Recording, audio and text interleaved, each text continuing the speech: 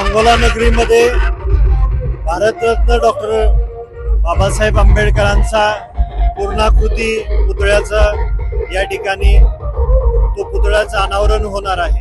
निश्चितपणे सांगोला तालुका आणि या मतदारसंघासाठी ती एक खूप आनंदाची गोष्ट आहे, ज्यांनी समता, बंधुता आणि स्वातंत्र्य हा न्याय संविधानाच्या माध्यमातून आपल्या भारतीय नागरिकांना दिला आणि गोरगरीब, दीनदलित, वंचित घटकांना न्याय द्यायचं काम डॉक्टर बाबासाहेब आंबेडकरांनी केलेलं आहे। या पुतळ्याला चबुतरा बांधणं, सुशोभीकरण करणं यासाठी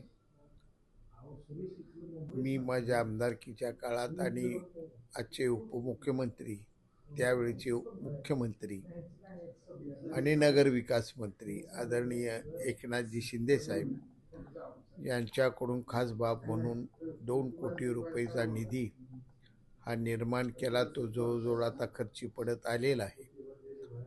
हा पुतळा एक अतिशय पश्चिम महाराष्ट्रात सर्वात देखणा सुंदर असं स्मारक व्हावं या दृष्टिकोनातून सर्वच कार्यकर्ते झटत आहेत।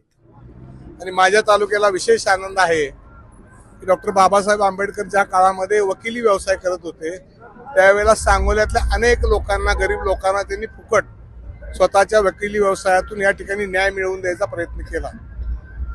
बाबासाहेबांच्या अस्थी माझ्या सांगोला तालुक्यातील कोळे गावाला या ठिकाणी त्यावेळेपासून मी सांगोल्याचे अनुयायी बाबासाहेबांचे गेले अनेक वर्षापासूनचे आहेत, त्यामुळे आमच्या सांगोलेकरांना विशेष आनंद होणं हे साहजिक आहे।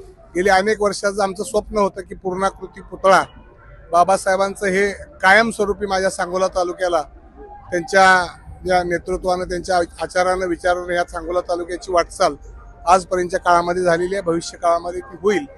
त्यामुळं पुतळ्याच्या उद्घाटनाच्या कार्यक्रमाची सुद्धा आम्ही लवकरात लवकर देशाचे राष्ट्रपती यांना निमंत्रित करायचं आमचं सगळ्यांचं स्वप्न आहे।